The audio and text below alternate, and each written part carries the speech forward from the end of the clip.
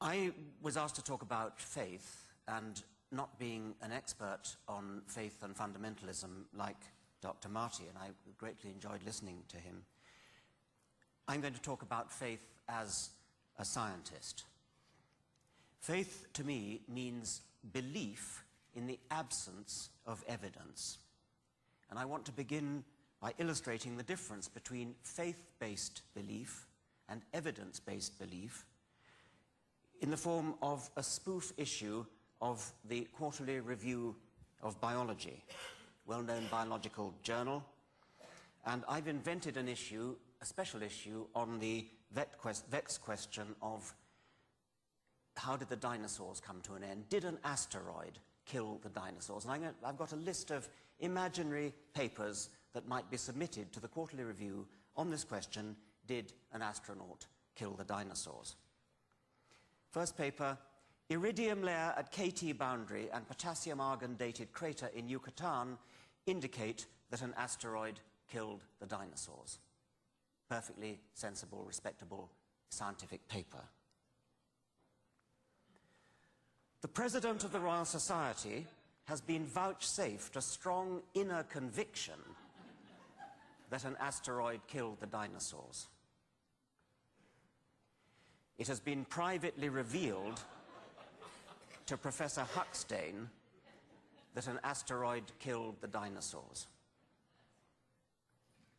Professor Haldley was brought up to have total and unquestioning faith that an asteroid killed the dinosaurs.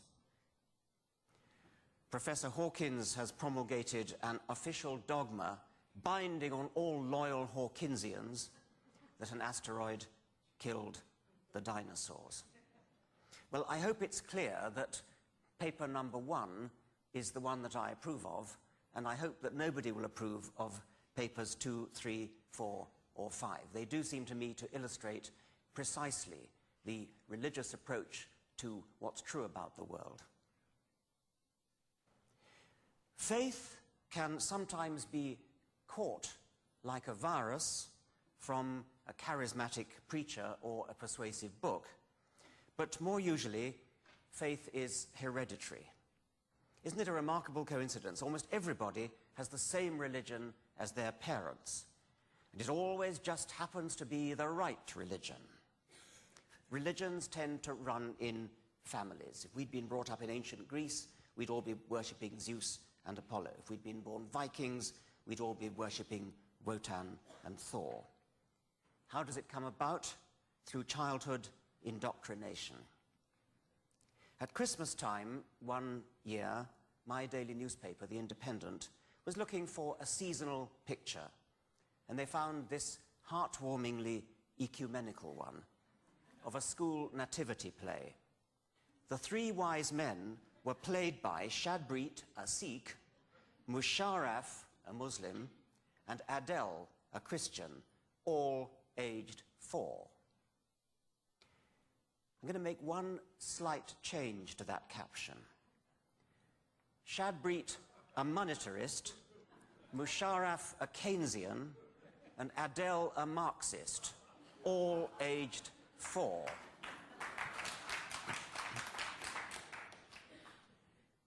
If that headline had appeared, mightn't the parents have been investigated to see whether they were fit to bring up children?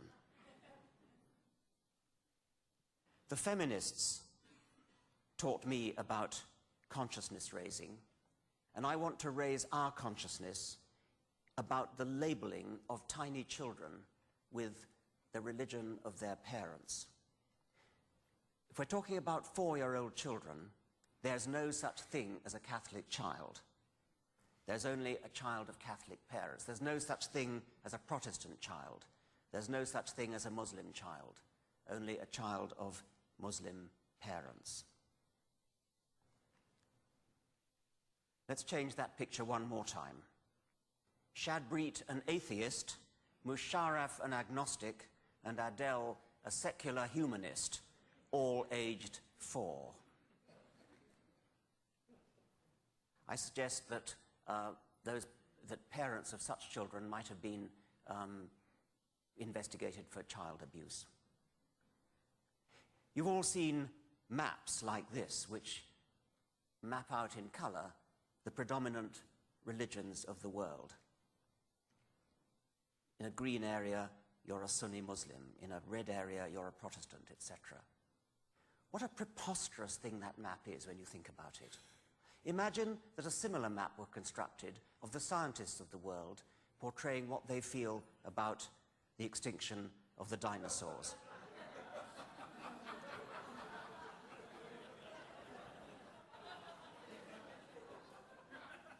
The point is that although that is ridiculous, all of society, even the secular part of society, accepts that it is perfectly natural to see a map like the previous one in an atlas of the world, and it's perfectly natural to see in a newspaper headline, this child, this 4-year-old child, is a Christian, this 4-year-old child is a Muslim, etc. It's not just that religious people accept that. All of us in society have been persuaded, cajoled into treating religion as uniquely allowed to get away with such outrageous labeling. There's a map of Belfast with Protestant areas and Catholic areas. And throughout centuries of history, those represent battle lines. There's no other difference between the people who live in Belfast. They're the same color, they speak the same language, they look the same, they sound the same. The only difference is they have different hereditary faiths. Hereditary in the sense that Protestants go to Protestant schools, and their children do, and their grandchildren do. Catholics go to Catholic schools, and it goes on down the generations. And they are taught separation. Again, this preposterous idea of scientific theories being mappable. It's accepted in religion.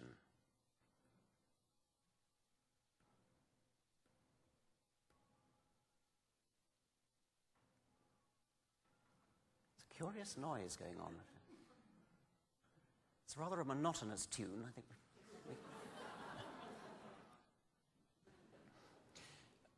Now, science is often accused of arrogant certainty.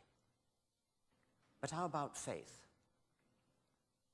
Clarke's third law, Arthur C. Clarke, any sufficiently advanced technology is indistinguishable from magic.